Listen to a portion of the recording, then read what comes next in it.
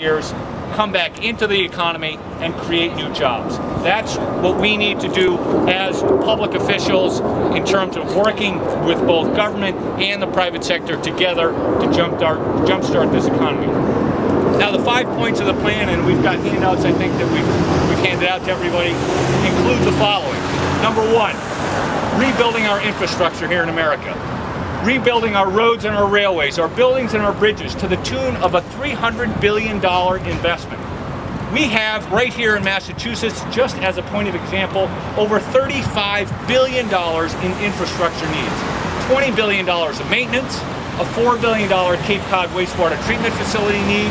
We've got the Green Line extension and the Blue Line extension to Somerville and Lynn respectively to the tune of $1.4 billion. The South Coast Rail Project, $1.5 billion. And we've got $8 billion of debt resident on Mass DOT's balance sheets that we need to take care of so that we can lower commuter rail rates, we can buy more locomotives, fix our old tracks, and create more parking spaces. It is shameful that in a progressive state like Massachusetts, only 15% of our commuters are using public transportation. That number needs to double over the course of the next 10 years, and a $300 billion investment in our infrastructure across the country, with a big share of that coming to Massachusetts, will help alleviate our traffic problems and increase business productivity. Point number two, clean energy. A huge opportunity for us, and absolutely in a very competitive industry. As we all know, the Chinese are subsidizing the solar energy industry, and there have been some losses in terms of government investment in that industry to the tune of Evergreen Solar and Cylinder. However, just like the private equity and venture capital models that are actively working in this arena in the private sector, there are always going to be failures, but on balance, I believe that smart investments can be made in hydro, in wind, in solar, in biomass, to the tune of a $50 billion investment by government over the course of the next 10 years, where we can pick winners and losers. Because government individuals can partner with the best and brightest minds of the private sector and make the right choices and make the right investments, so that we can put perhaps as many as close to 700,000 people back to work in the clean energy industry. That's part two of the plan. Part three, high-tech, advanced, sophisticated precision manufacturing. Only 11% of our GDP in the United States of America consists of manufacturing production. That number needs to grow. I'd like to see it double. It's 13%, I believe, here in Massachusetts. Not enough jobs and not enough exports coming out of our manufacturing industry. Another $50 billion of investment there in a couple of different ways that I think will jumpstart the economy and create those good, steady, decent jobs with decent wages and decent benefits that middle-class Americans are craving for all across this country, and particularly here in Massachusetts. So what would those activities be? Well, normally the high-tech sector and manufacturing sector are not natural allies. Government can play a facilitation role, bringing those two industries together, creating joint ventures, subsidizing those joint ventures through discounted legal, accounting, financial, and insurance support services, and making direct investments in those joint ventures to create new products here in Massachusetts and all across this country that can lead to innovation and lead to a new manufacturing base of jobs here in the country and create exports. Exports create wealth. The President's initiative several years ago, 3 years ago, when he first took office, to double the number of exports in this country over the course of the first 5 years of what he hopes to be a two-term presidency, has not received enough attention. Exports create wealth, and that will strengthen the American economy. It will put Americans back to work. That's part three of the plan. Part four builds off of a section of the life sciences law that I authored here in Massachusetts that the governor signed in 2008. It is in essence a government-owned equity model, very similar to the way venture capital works.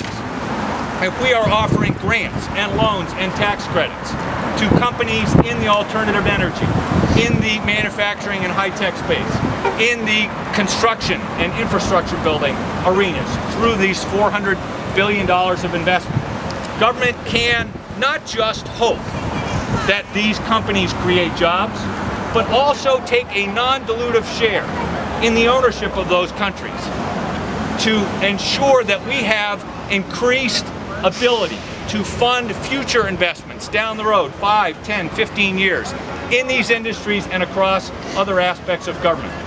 This is a mechanism that is working right now, right here in Massachusetts, as we're handing out grants to entrepreneurs, scientists, and research and development companies in the life sciences and biotech space. It can be expanded at the federal level to these other 3 industries that I talked about earlier. And could be, according to the models that we are running right now, worth billions of dollars. Part 5 of the plan is a Made in the USA tax credit. We can now buy and track at places like Staples and TJX when you go to buy perhaps holiday goods and holiday presents for your kin. We can figure out through the SKUs on your receipts where those products are made. If they're made in the United States of America, Part 5 of my jobs plan will offer a tax credit to households that submit those receipts and get a tax credit up to $1,000 per household in accordance with the amount of receipts that you hand in. That will jumpstart American production here in Massachusetts and across the country. It will make people think about buying American first. It will increase manufacturing capabilities in this country and will lead to new job growth. Now, I know some people are concerned that that has ramifications with regard to our compliance of certain WTO or trade agreements, but that is a debate that I am ready to start, whether or not we need to comply with that in this day and age, because quite frankly, folks, we are at a crisis with our economy. It is stagnated.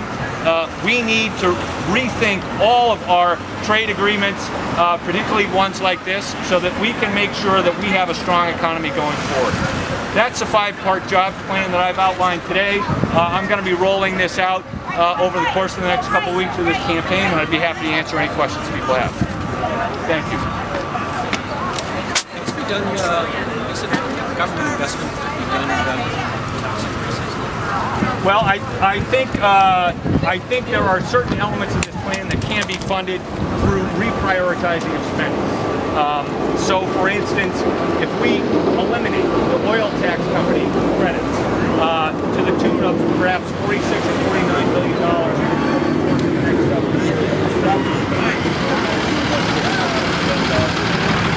so that to me is just a reprioritization of funding. If we look at drawing down our activities in Iraq and Afghanistan and Kuwait faster than what the President is proposing, we can save billions of dollars to reprioritize that spending into the infrastructure build-out that I have talked about. We are spending $10 billion a month in Afghanistan.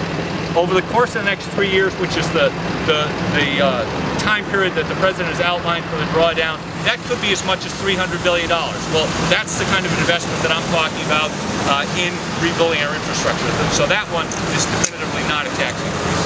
When he proposed that they should draw down Afghanistan? I think we need to be drawing down